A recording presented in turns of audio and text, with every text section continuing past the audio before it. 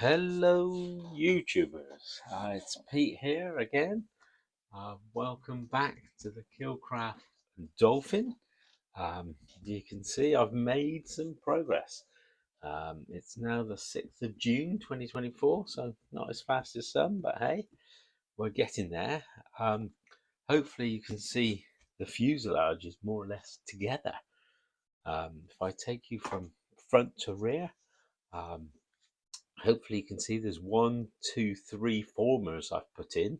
There was only one on the plan, but I've strengthened it to hold the weight of these two servos. Um, you can see here a receiver, so that's mounted on a piece of Velcro, so I can remove it if necessary. Underneath, if we look, maybe I'll bring it a bit closer to the camera, you can see two tow hooks. There's an on-off switch with a battery. Oh, sorry, try and keep it in shot. And there's a battery shown in green underneath. So now the nice thing about the battery, it's turn it round. It's also mounted on Velcro, so I can move the battery forward and backwards. At the minute, it's as far forward as it will come to the nose, which I still have to build. Sculpt that. I quite look forward to that actually. And then what you can see is I can move the battery back. Why would I want to do that, would you say? Well, that's to do with getting the correct C of G. So the C of G on the plan is about here under the wing point. Don't know if you can see that. So hopefully when the wings are on, it should balance like that. Now at the moment, it's a bit nose heavy. But still, oh, sorry, keeping camera, a bit nose heavy, the nose is down. So that means I need to add weight to the back of the aircraft for the rear fin, which is shown on the plan. And I also need to build the tailplane. So that's going to be my next challenge. Once I've connected that tailplane, I then need to connect up the two servos. Now the good news is, look what happens when I turn on my receiver.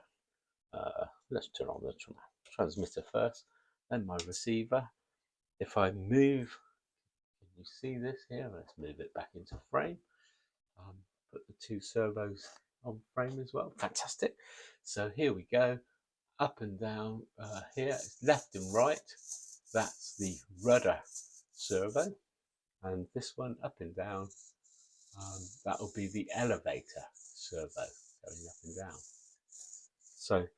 So in principle, I have two servos ready to connect to rudder and elevator.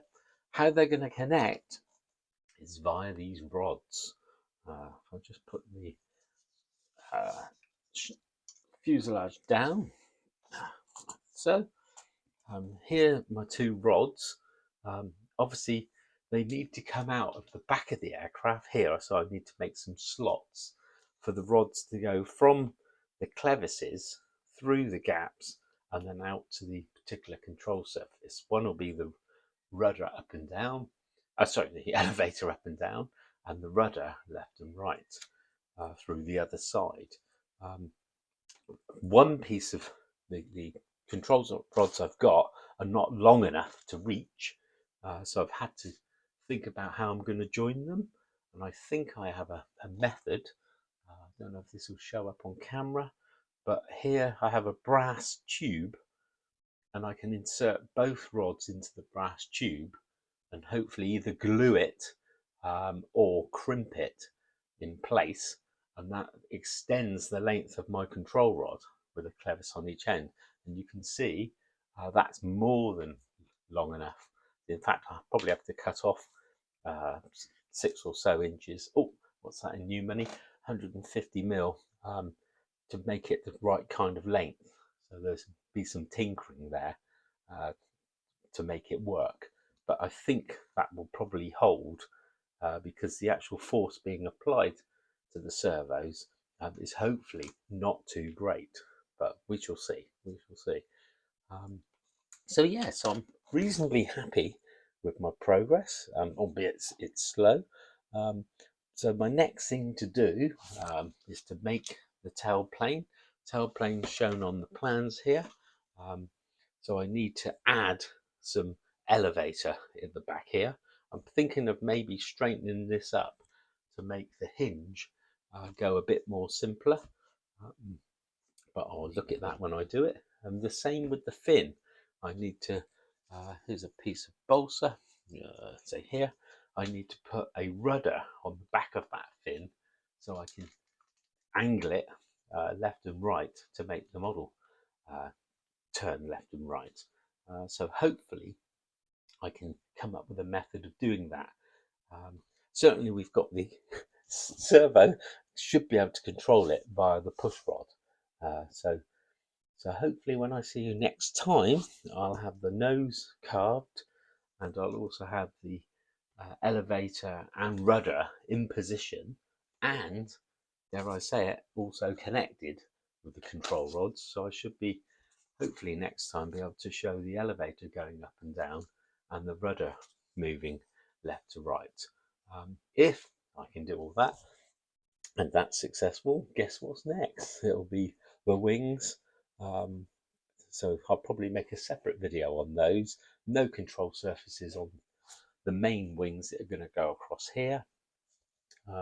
So they should be relatively straightforward. And then my favourite part, covering. I'll cover the entire aircraft with some solar film. I think you've probably seen it from a previous video. And that's here. So I'll put this green solar film over the model, and then I'll be ready for my maiden flight. Now I'm hoping, I'll give you a timescale. I never like doing this because I barely ever meet my timescales when it comes to hobbies. However, I'm hoping to get it running for this summer because I'd like to have my daughter throw it off Westbury Whitehorse this year. So we shall see.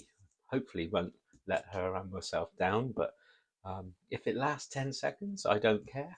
Yeah, I've had fun with the build and it's kept me busy, so happy days.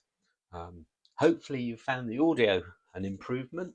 My good lady wife gave me some Bluetooth wireless microphones for Christmas, so they finally come out of the packet and have been used today.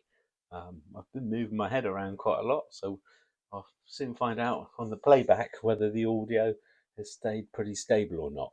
But hopefully it's been louder than my previous videos, and hopefully people can hear me a bit better.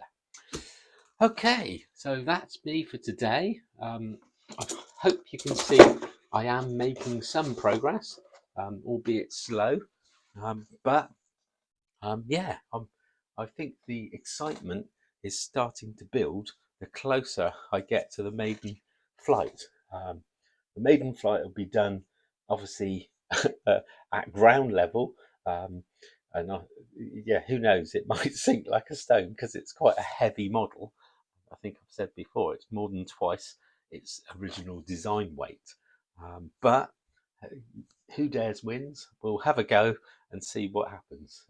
Providing it glides at ground height, then I'm more than happy to throw it off of Westbury Whitehorse and see where she ends up.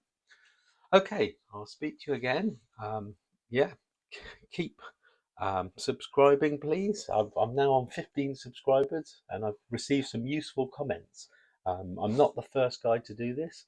There's certainly somebody else who's had a go with 2.4 gig radio control, and the servos he was using were 3 grams, so a lot lighter than mine. So maybe I need to learn from that. But we'll find out whether the 9-gram servos are too heavy, but we'll find out in due course. Okay, thanks for listening, and I'll speak to you again. Cheers, bye.